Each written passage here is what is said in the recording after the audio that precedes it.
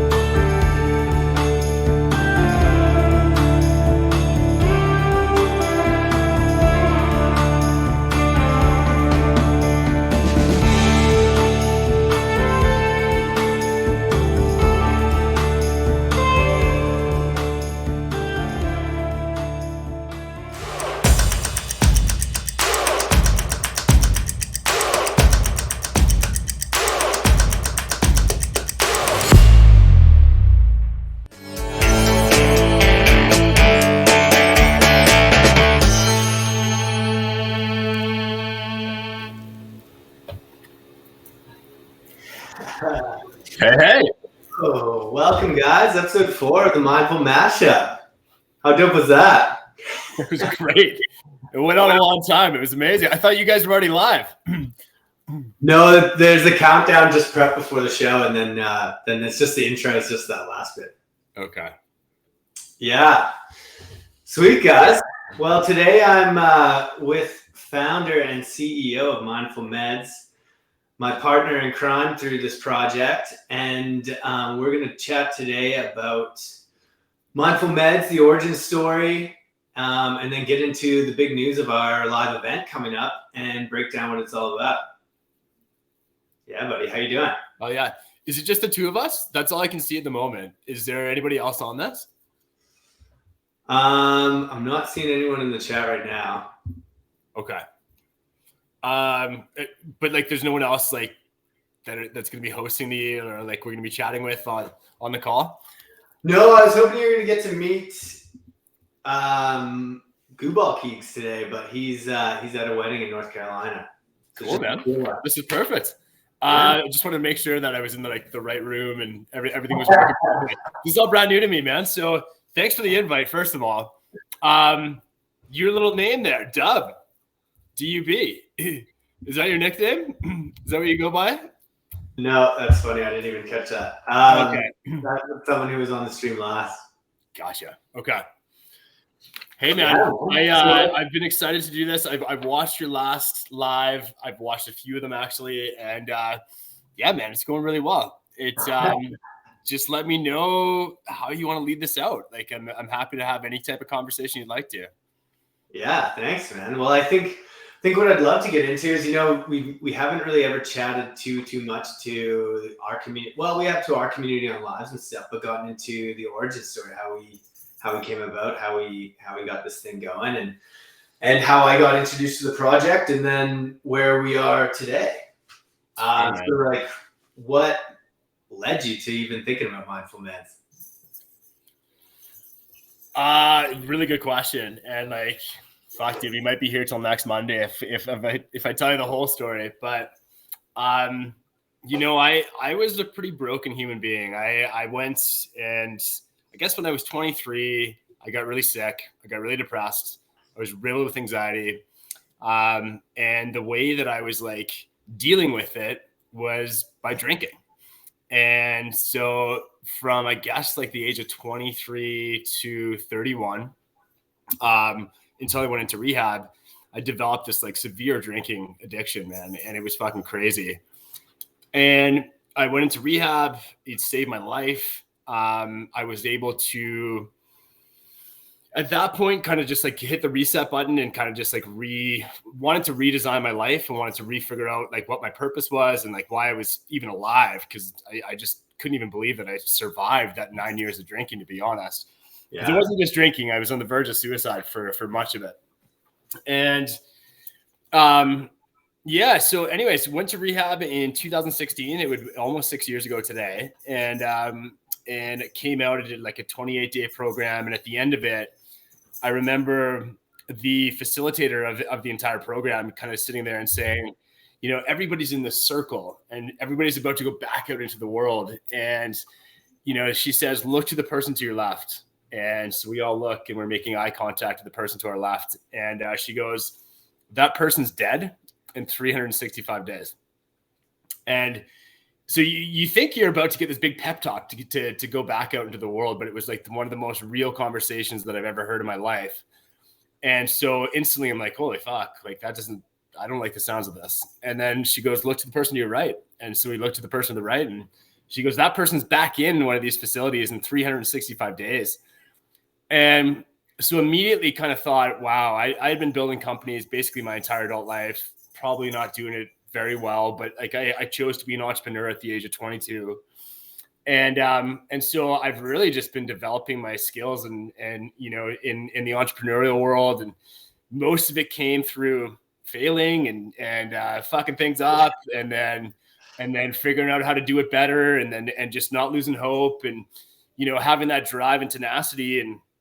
And so I decided at that point, after hearing that conversation, that I was going to redevelop myself and I was going to figure out how to help the addicted, the mental health community, the people with PTSD and, you know, suicidal ideations, because at that point I realized that like I was one of them and that is me. And so I decided at that point that I was going to figure out how to change some of those stats. I didn't like this whole thing about, you know, everybody's going to die at this conversation. It was just it was wild and I'll never forget it. Yeah. But I got out of rehab. I had no idea what I was going to do. I had kind of like this starving business that had a lot of hope, but it needed a lot of work. And so I went back and I dove back into that. I was able to grow it substantially in the year that I got out of rehab. And then I got a call from an old friend from high school, and he offered me this business opportunity. And to be honest with you, I thought, you know, originally after hearing about these stats about everybody dying, I was just kind of thinking, can I go and make enough money to send somebody to rehab every single year for the rest of my life? Like that was my original goal. And yeah, my phone rang and I got this new opportunity, but at the same time that the phone rang, somebody else called me a few days before that. And it was a friend from rehab and he goes, Keegs, are you sitting down right now? And I said, no, what's going on? And that little semicircle that I told you about, Brad, there was 28 people in the rehab that I was in. And 7 people, when I got this phone call, had died. So it was the girl that I was like the closest to in there. She was just such a sweetheart to me, man. Like we really connected, and she was dead. She died on my birthday. We have a tree planted in our yard for her. You helped us plant that.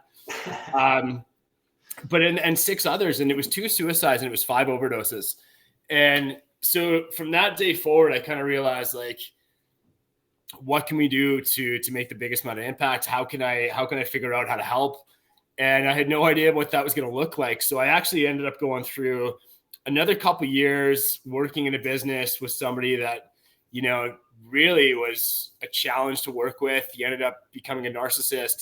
He had his own addiction problems, and it was a really hard couple years. And so really to circle it back to how this started, it started because, dude, I was falling apart again. I really was so close to going back to drugs and alcohol. Like it was really, really, really close. And so I decided to leave that business after the 2 years. I had, you know, some new experience, but I was still broken as shit. Like I honestly, like, this guy literally sucked the soul out of me. I don't know if anybody can relate to dealing with, you know, people with narcissism, but it's pretty scary and it's hard to handle. And you kind of get spun on you in the sense that you kind of feel like you're the problem, but really it's this like ultra manipulation, you know, tactic that is borderline psychopathic. Like narcissism's right up there next to psychopaths and sociopaths. It's like they're on the same plane. Yeah. So what ended up happening, Brett, was I left that. I didn't know what I was going to do, but I had gotten really big into cannabis over the last, like, since rehab started. I got really big into cannabis. Yeah. And so plant medicine was something on my radar.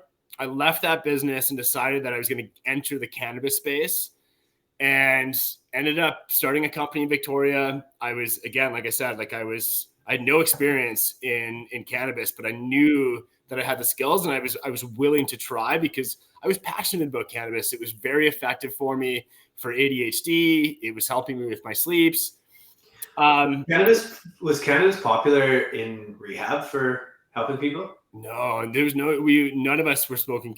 Like, you can't smoke cannabis in rehab. Right. And it's not used as a tool afterwards in that healing body. Honestly, like the way that at least the rehab that I was in ran their program was like, they didn't want you to touch anything. They didn't believe in anything. So like, I remember asking the question right before I left, like, can I go and have a non-alcoholic beer? And they're just like, don't do it. Don't do it, man. It's the gateway. Stay away from a non-alcoholic beer. And I was just like, fuck that. I mean, I'm gonna do things my own way. And I ended up doing, you know, drinking fake beers for 6 years and 5.5 years. But what ended up happening, man, was like, I went and started this cannabis company. We were living in Calgary at the time. I jumped out of the business that I was in. That story is pretty remarkable too. We'll share that one day, I think. But, and then I instantly, literally the next week, I decided that I got to find something new. And at that time, everybody was saying, like, find something you're passionate about, do something you're passionate about. And so that started to kind of sink in a little bit. And then I realized, okay, I'm passionate about cannabis. Why don't I take a swing at this? And so I did. And went out to Victoria, started a direct delivery service. And my first week that I was out in Victoria, I met a guy that was a mycologist. And it was my first introduction to mushrooms. And this mycologist was like, dude, he lived in a trailer. He had nothing to his name. And he was actually doing some carpentry work on the apartment that we had.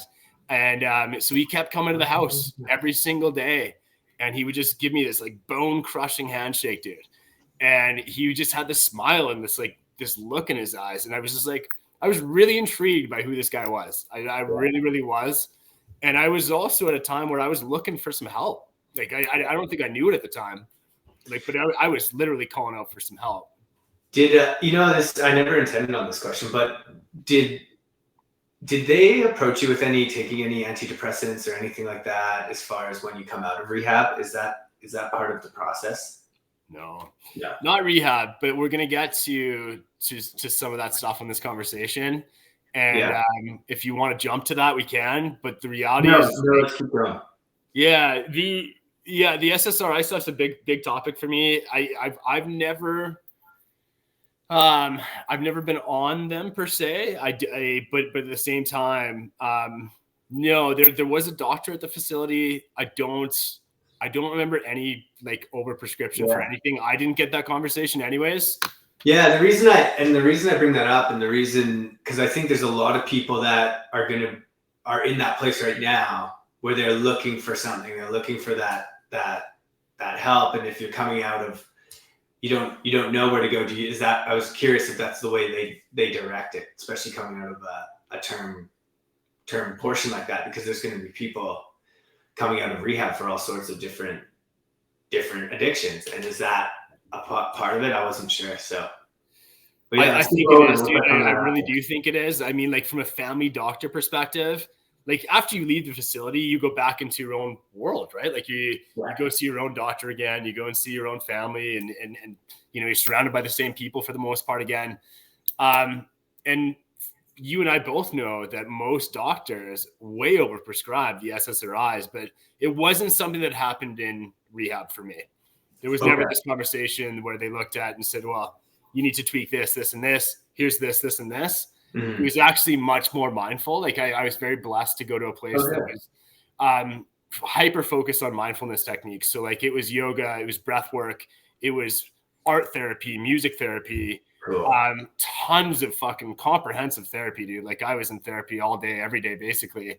But this was one of the only facilities that I know of that was completely focused on mindfulness, which is probably why this ended up happening for us, for me anyways, because it started to open my eyes up to some of the new healing modalities that were out there that I'd never experienced, including just simple shit like picking up a journal and writing, dude. I had never done any of this. Totally. And it's cool to hear that that's the kind of stuff they were doing. I actually wasn't sure. It's funny because that's something I've never asked you before. Yeah. So they were super focused on mindfulness techniques, dude. So like the morning started every morning with yoga, and then it was breath work. And then it was essentially like going to university, dude. Like you were hopping from classroom to classroom. You'd have a new facilitator teaching a new thing, and they keep you super busy. Like it's super draining, dude. Like it's like 10 hours of curriculum every single day. With a gap, they let you, for a workout in the afternoon. They had a really big gym at the place that I went to, which is fucking awesome. But yeah, back to your question about how this started, dude. I went through this nightmare in regards to my last business, and I was super close to like fucking my life up again, dude. And I was looking for more tools to kind of figure out how to help me get through it. Met this guy in Victoria, and it turns out he's a mushroom farmer. And so he kept coming to the house every single day. He was doing work on the kitchen, and he started to like educate me on mushrooms. And he ended up actually sending me my first batch of mushrooms. This is back in September 2019 now. So almost 3 years to the day. Wow.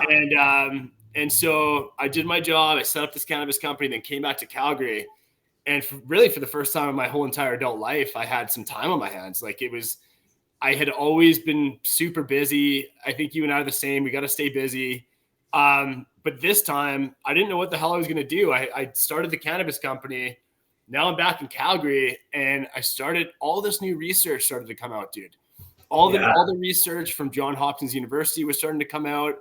Greg Lake wrote his book during COVID, and there was tons of information there. And I started to like, for the first time ever, get really fucking excited about something new. Yeah. And what I meant by that is like, my heart was like, I can remember being on my couch and reading this research and just thinking, holy shit, this just sounds so simple. Why is nobody even fucking listening to this? Why is this not mainstream news? Why is nobody talking about this? We were in Calgary at this time, as I said. And I got to tell you, man, nobody was having these conversations. Maybe 1% of Calgarians knew about microdosing at that point. Yeah. Nobody in my network was microdosing. Still almost nobody in my network from Alberta is microdosing. But yeah, man, that's kind of what kicked it off. I got really curious. And there was one story I just want to share quickly, and then I'll pass you the mic. Go for it, man. But I just remember like sitting there reading the research, and one of the things that came up was this study that Johns Hopkins University had, and it was based around end-of-life cancer patient anxiety. And I'm reading this, and it was and it's a brilliant study. You guys should all go and look at it, because I think we all know that if you were ever to have that diagnosis, just how terrifying that might be. And why it's meaningful to me is because in 2006 or 7, my cousin passed away from brain cancer. Mm-hmm. And I remember getting a call from him just before he passed away. And it was a 2-hour long phone call. It was the longest call him and I ever had ever. I don't think we ever spoke for 10 minutes before that. Like, it was always just like, let's meet and then we'll chat and whatever. But this call came in, and I'll never forget just the way that his voice was quivering, the way that he was scared, the way that he knew he was about to pass away, and he was just terrified. Mm-hmm. And I've always thought about that, and he's such an important person to me. I've got a tattoo that reminds me of him on my chest. But I had that moment with him, and I'll never forget it. And so as I'm reading this, I'm thinking about that situation that I was in with him, and kind of going, fuck, man, if only there was mushrooms for him. If he could only have that support, and he wouldn't have been so scared. He would have, and that's the big thing that came out of this study was, I think it's 86% of the participants said that it was the most meaningful and most impactful thing they'd ever done in their lives, next to having their first child. Yeah. And the fear, the people's fear was it was decimated, dude. It was completely decimated. So at the time I'm reading this study, I'm thinking about Ryan, but my mom is literally flying to go to Toronto, which is where Ryan's mom was living. And she was dying of breast cancer.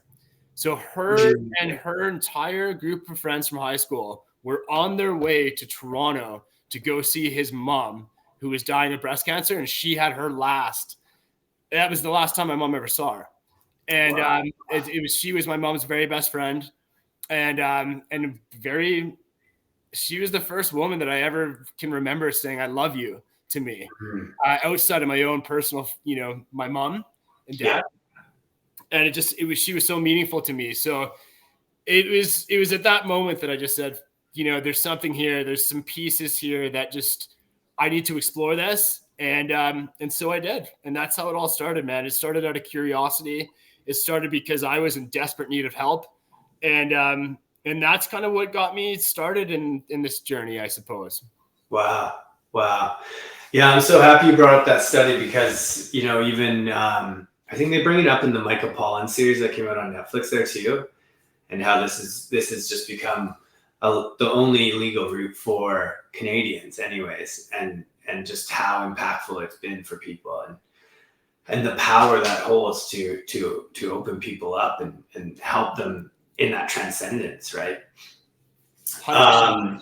Yeah, man, that's super powerful. Thank you for sharing that. Yeah, I know what many people don't know too, I guess, is how we came about was through the study. And then that's how we met. We started to connect on mushrooms. I've been passionate about mushrooms for quite a long time, but I had actually never even thought about microdosing. I was more passionate about the functional lines, being cordyceps, reishi, these mushrooms, and had been studying them for many years.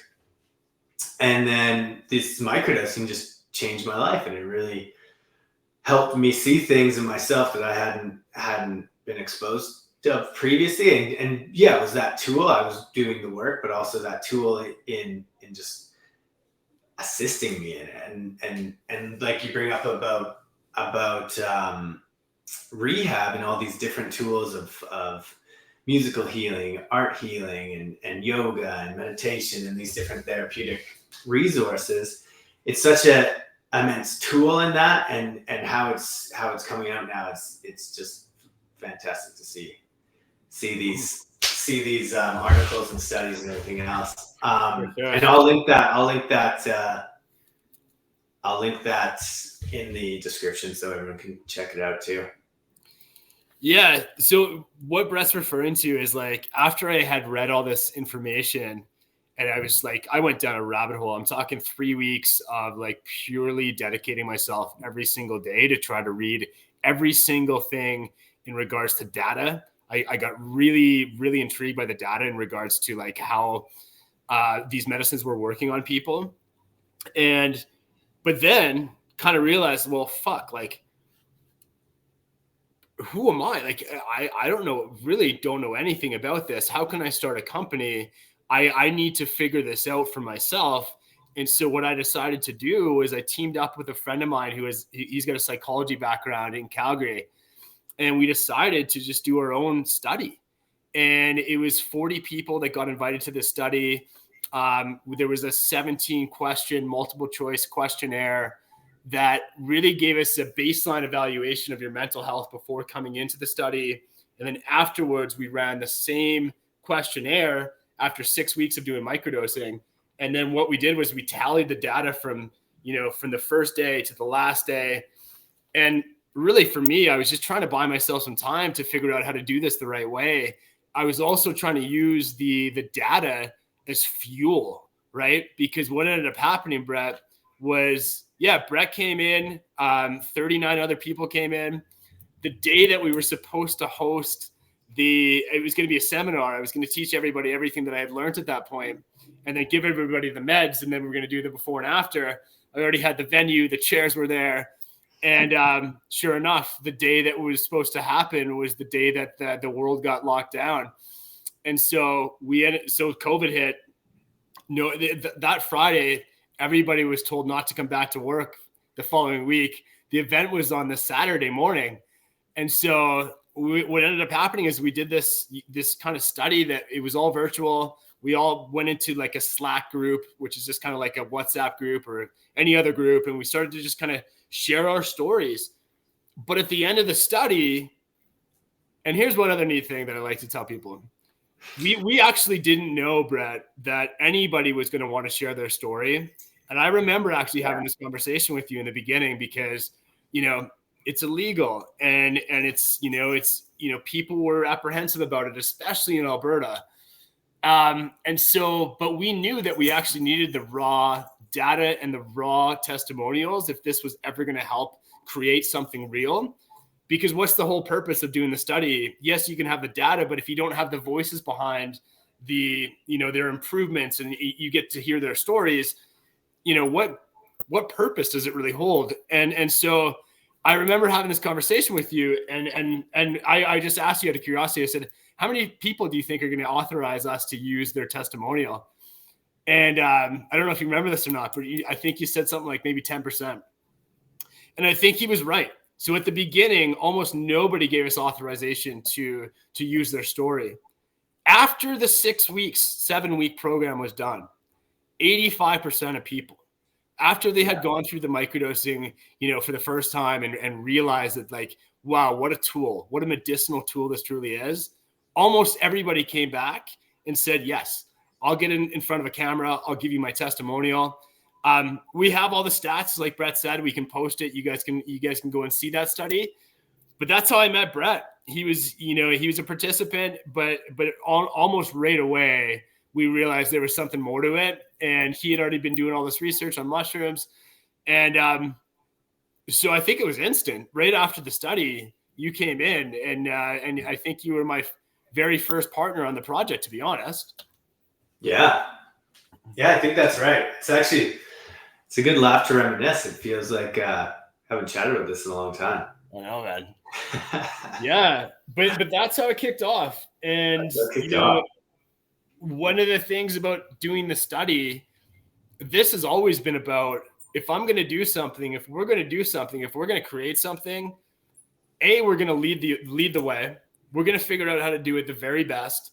We're going to figure out how to bring the very best quality product that we can possibly get into the marketplace. We're going to figure out what equipment we need to bring in. We're going to figure out, all of these pieces to create something substantial. We went and did. And the truth is, so we did the study, 19 months went by after the study was done before we actually put a product into the marketplace. So, as everybody was rushing to try to get into this, like it was a gold rush, we sat back patiently and we built something very special. We built out our products. We figured out how to source the most high quality ingredients that you could possibly find. And we took our time with it. We wanted to do this the right way. And it's paid off, right? This company was always about how do we lead the way. And, part of it was I had gone through that cannabis experience and kind of realized like, holy shit, all those cannabis guys are jumping into this now. And it was actually the most shady industry that I've ever seen in my entire lifetime. There was some, so I'm not saying that everybody in this industry today, what we're doing is, but I would say 85% of the people that are involved in this industry today are those cannabis people that transitioned.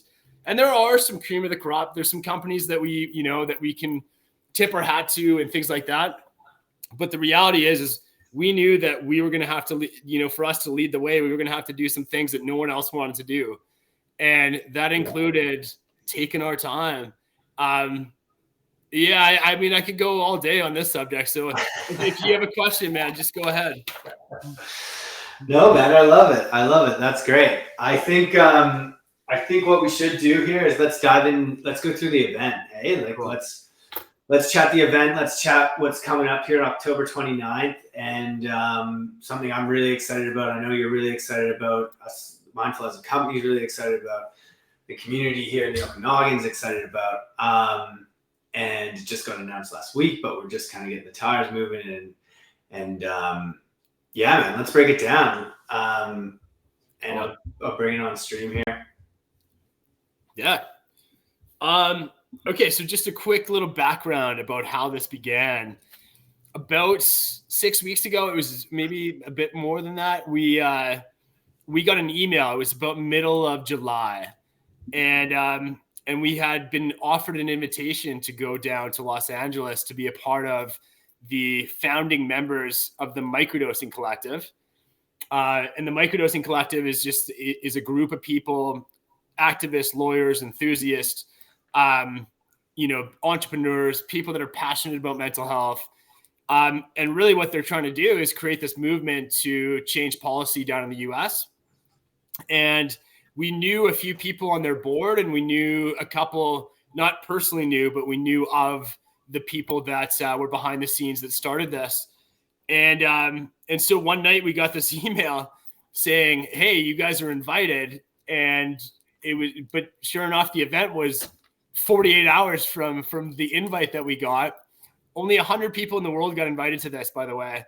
And I think, we were probably in the 90s. We might've been the last two invited, Brett. I don't know. But we had decided that, I said to Brett, should we do this? And so he said, if they get back to us with an official invite in the next 24 hours, let's do it. And so sure enough, they did. Brett and I, the next morning, I think that happened at 10:30 at night. The next morning at 11, we're on a flight to LA. We end up going to this event, and it was a pretty neat experience because it was 100 people all really advocating for the same thing. They had a really interesting panel, some really good discussion. It was a fun evening. The venue was incredible. We met a ton of people.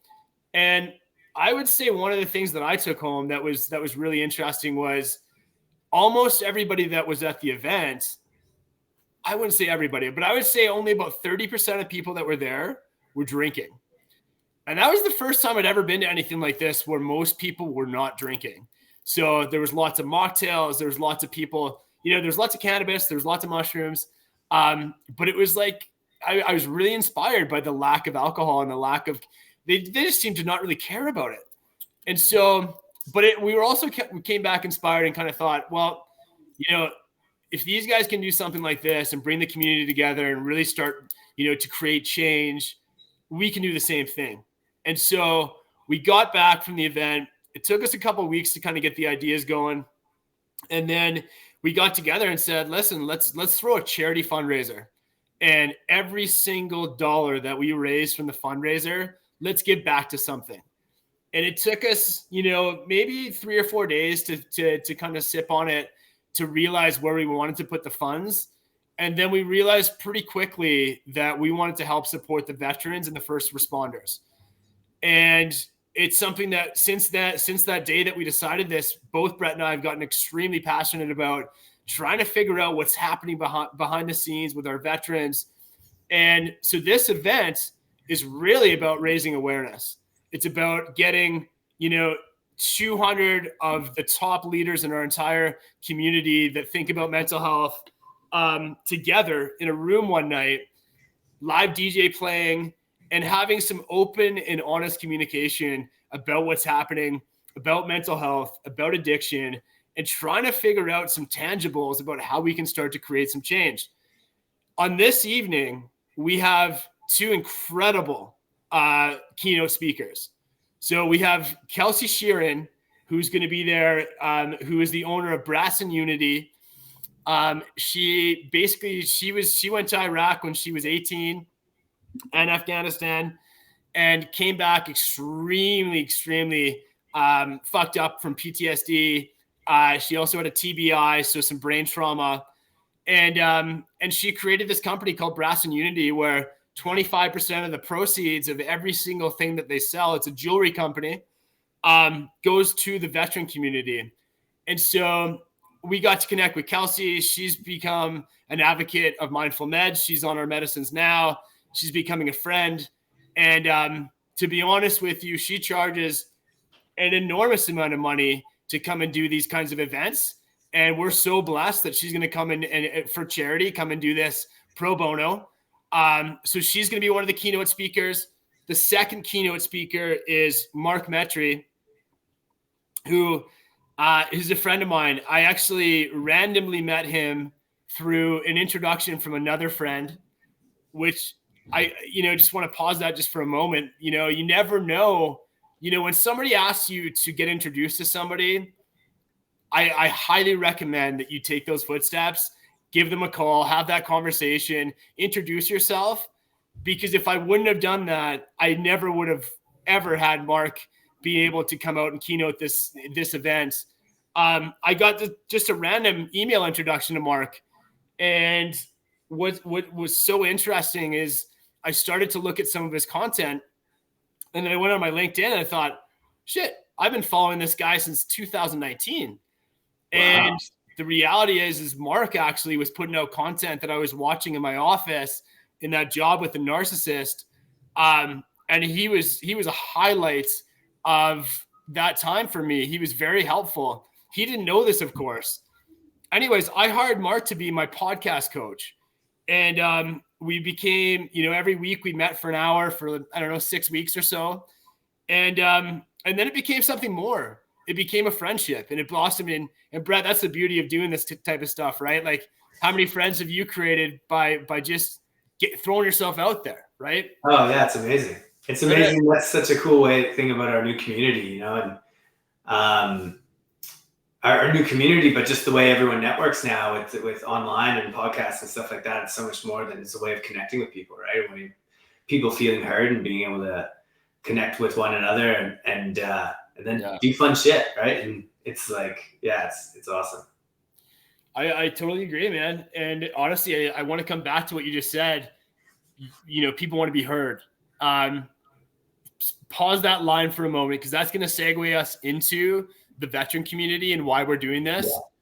But just to wrap up on Mark Metry, Mark has been basically a global icon in regards to mental health. He just won an award last year for being the top 10 voices for mental health on LinkedIn in North America. He's walked many TED Talk stages. He's just an all-around great human being. And he also, is doing this for charity. And these people, you wouldn't believe, I don't want to say the number of, what they earn to go and do these talks, but it is, and it's well-deserved, to be honest. I don't get me wrong by that. I'm just saying it's a lot of money. And so on this evening, we get a chance to come and learn from these people. We get a chance to come at a very, very low cost. And by the way, the whole ticket cost is for charity, to come and really be a part of something special, which kind of leads me to what's going to happen after the keynotes. And as you can see on the board here, we're going to do a live panel discussion. And we have 5 people on the panel. Mark and Kelsey are going to be there. Our ally and good friend here in Vernon, Dr. Kevin Preston, is going to be there. Many people that know Mindful Meds know about our friendship and ally connection with Dr. Kevin Preston, but he's really somebody that's quite special. He's an extraordinarily gifted healer and very well spoken in regards to language with mental health. And then the next person is Ryan Murphy. And Ryan, I actually went to junior high and high school with. He was a special forces operator. And for those that don't know what that is, it's essentially the Canadian version of a Navy SEAL. Only 7 to 10% of anybody that ever joins the Army ever makes it into the special forces. And Ryan also went on 2 deployments, and he's come back and he's got an amazing story to tell. And it's so, yeah, really excited to have him there. And then as we go over, Stephanie Curtis, do you want to explain stuff?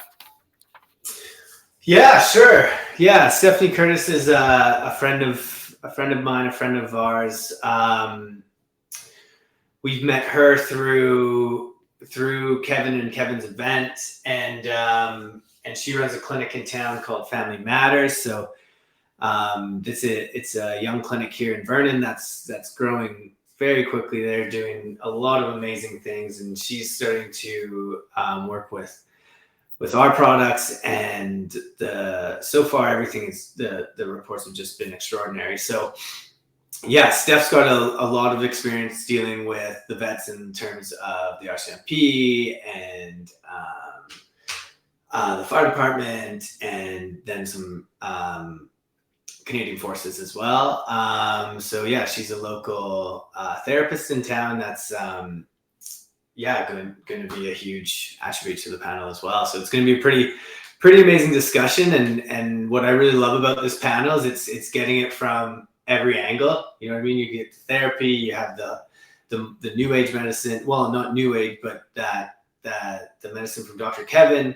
You hear from the veterans, and then you get the from Mark Metry's angle of being well versed in mental health for so many years and seeing that transition. And I think something that's so important right now is this transition in thought. And this is what this, to me too, what this event's really about, is it's also bringing that awareness and then networking people to start giving them the resources like we have on here, like we were just talking about, to chat, to start helping people in this shift in thought, right? And like, how do we start thinking about these things differently? How do we approach this so these people are enabling themselves and like you said, to be heard, right? And I'll let you go, Keys, what you think about that, but like that's a huge part of this as well.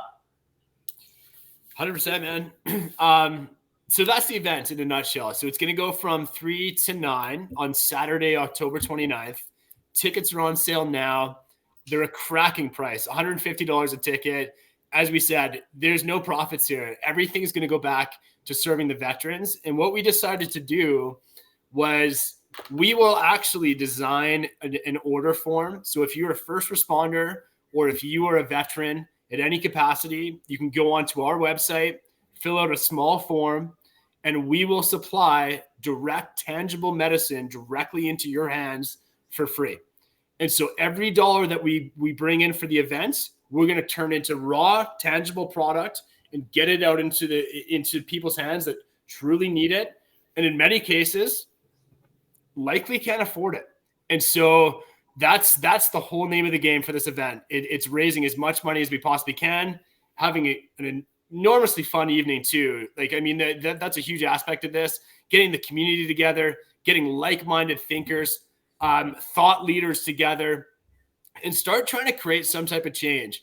And so, over the past month since we started kind of building out this idea, Brett, I've spent at least a dozen hours on the phone with Ryan and Kelsey, and just like trying to really get myself educated in regards to like what really is happening in the veteran community, in the first responder community. And so I would say that, where I'm at today is still very much in the discovery phases. I'm learning all sorts of things all sorts of things about what's happening behind the scenes. I'm learning about how we can make the biggest amount of impact. But some of the things that come to mind that I have been learning are really staggering. And, one of them actually circles back to a conversation that we had almost a year ago. We got in touch with, at one point, he was the highest ranking police officer in the country. He ran a police union with 4,000 police officers. And his daughter became a friend of the project. And so we ended up getting in touch with him, and he'd been retired at that point for a few years. But I spent a few hours on the phone with him on a few different occasions. And luckily, our medicines are now in the hands of him and many of his colleagues. But the truth is, I remember being on a call with him one day, and he got a text, and it was just another officer had just committed suicide. And I remember just his face went white on the phone, and it was just like, he's just like, I'm so fucking sick of this. And it just seemed to me like this is something that he had seen time and time and time again. And, what's happening is these people that have literally put their lives on the line to protect us, to keep us safe, to keep us healthy. And this goes for police, fire, medical, and anybody in the special forces and any veteran. The level of PTSD that these people experience, and I'm lucky because I have many friends that are on the, on all the forces, not as many police, but definitely firefighters. And yeah, I've got a friend that's only been on the fire department now for, I think, 4 years. And he was here for breakfast about 6 months ago. And I just remember the breakfast that we had. He was breaking down in tears, and he had seen so much destruction. And luckily he's gone, and he's done all sorts of counseling, and he's got all sorts of help, and it's starting to work a little bit. He's also on our meds. But circling it back to the conversation with the police officer in Ontario that ran the police union, he had told me on my call that every single police department in the country today, every union, their number one priority today is mental health. It's their number one priority because back in 1970, police officers used to work for 25, 30, 35 years. Today, they're not getting to the 10-year mark. Wow. People are retiring super early across all fields in veterans. And so there's that aspect of it. The other aspect of it is it's the number one out of any profession in the world. It's the highest suicide rate in the world. So compared to, everyday Canadians, the veterans are 41% more likely to commit suicide. So that's one thing. They're almost 100% guaranteed to have some sort of PTSD. They also have the highest addiction rate out of any job category in the world. So if you come out of one of these fields, it's the highest addiction rate. So what he was telling me was just like, all my friends, they're done, they're retired, and all they do is they're in the bar. They're in the bar, they're drinking all day. So yeah, anything there, Brett, that you wanted to stop me and chat about? No, man, you're nailing it. Keep going. This is okay. Yeah. So, I mean, really the purpose of this event is to highlight some of these challenges. It's to get raw, tangible medicine into these veterans' hands to start trying to, to help them. I think on this night, there's going to be a great conversation about microdosing, the future of microdosing, where it fits into the mental health world, where it's going to fit into the veterans world. I think this evening is going to be about really having really deep and honest conversations about what's happening behind the scenes.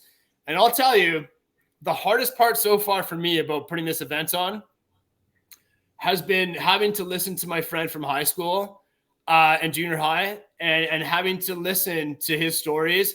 And on multiple occasions, it's driven me to tears. There's some shit that I've been learning about that is concerning. And on this night, we're gonna dive into it. We're gonna figure out how we can make some change. Here in Canada, there's minimal support for these people. And what's ended up happening because there's no mental health support. Brett, you brought it up earlier. Really, what's happening to these veterans is they're getting highly medicated when they come out. So, what an SSRI is, if anybody doesn't know, it's essentially it's a medicine that's used for either depression or anxiety that is given out and prescribed by your doctor. And it's something at Mindful Meds that we're incredibly passionate about. It's something that we think about constantly. How can we help people get off of these? Because truthfully, they're just a crutch. And the challenge is and listen, for some people, they might be effective. For 90% of the other people, it numbs them out. It makes them gain weight. It actually increases suicidal thoughts. It increases anxiety. It completely disrupts your microbiome in your gut. And it really clouds your mind. And so, yes, these people, these first responders are going and giving their lives, and then they're spending their last leg or whatever it might be, their second phase of life, retirement, drugged up on these SSRIs. And so that's going to be a big part of this conversation on this evening. We're going to talk a lot about that. And so if you're passionate about helping veterans, if you're passionate about, making, any sort of contribution for mental health and addiction and PTSD and wanting to support, please join us on this evening. Buy yourself a ticket, because I'll tell you the value of this ticket. You are going to 10x the value of this ticket in your everyday life. You spend $150 on this ticket. I promise you what you're going to learn, the people that you'll meet on this evening, the hugs that you're going to get, the conversations you get, the people staring at you in the eyes and listening to you. This is going to be an event like no other, and it's going to be fun. And at the underbelly of it all, it's a charity event. So everything is going back into the community. And so I hope you guys will support us. If you can't make it there, if you don't live in Canada, just hit the donate button, throw a few bucks in. Everything counts. And but honestly, we'd love to have people there. We cannot wait to have the community together, because this is a conversation that absolutely has to happen. And I'll tell you, it's never happened before. So we're going to be the first people to do this. And I'm excited about that. Yeah. Hell yeah, man. Well said. And you know what, too, with this, Benson, like I'll just say that because it is going to be fun, and it's heavy stuff, but it's also the positive of making change and having these conversations. And I think one thing we've forgotten in COVID is just the importance of that human connection, that human contact. And I know every time I go to an event, we're blessed to be in such a magical community down here. And every time I'm at these events, you sometimes don't even know what's calling you to this event or why you're going to this event, but the conversations that happen, the people you meet, and the things that spark from the event are always just game changing. And I feel like this is going to be one of those, and it's going to be a ton of fun while we do it. And we're going to start making some serious change and connecting people so we can all do what we were just talking about, come together as a community, and that's in such a big form these days, and which is so beautiful. So yeah, man, very well said. I think that's a great place to leave it here, Keegs. Cool, this was fun, man. I'm stoked that we got to do this. I'm stoked we got to go through this, and I'm looking forward to it. One thing we always do here at the end, we try and leave the audience with something. If there's anything where I'm going to leave the links to the studies, our study, and then most importantly, the fundraiser link. If you're not in the area, make sure to go on there. Like he said, donate. Everything matters. And and then anything else, Keegs, you want to leave the guys with? No, dude, I'm super grateful to be here. I think you guys have something really cool on the go here with the Goo TV. And I'll certainly be a fan. I'll be watching. And, if anybody has questions or everybody wants to dive a little deeper, Brett and I are fairly accessible. We make time almost every day to communicate with the community and make sure that we, spend some time to answer questions. I will leave it with just one thing. We are about to launch the most comprehensive microdosing guide really in the entire industry. Our team's been working on this for multiple hundreds of hours, and it's about to be launched hopefully this afternoon. So if you're somebody that just wants to get educated, wants to learn about microdosing, please follow us. Hit us up on the website. There's tons of good educational content on there. And as I said, 62-page microdosing guide coming out today. It's a book, and it took a long time to put this thing together, but I think it's going to be very valuable. And if you're like me and you want to learn, this is going to be an enormously good tool. And I guess lastly, you can come through the DMs. You can come through the TDO, which is our live chat on the website. and almost always get a hold of one of us. So thanks for hosting, man. Thanks for having me. Sorry for talking so much. I can't believe an hour just cruised by.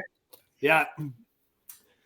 Amazing. Well, I'll leave all that in the chat. And yeah, man, thank you so much for coming and being on here and diving into this with us, because this was awesome. And yeah, I'm beyond ecstatic for the months to come here and see what comes from this.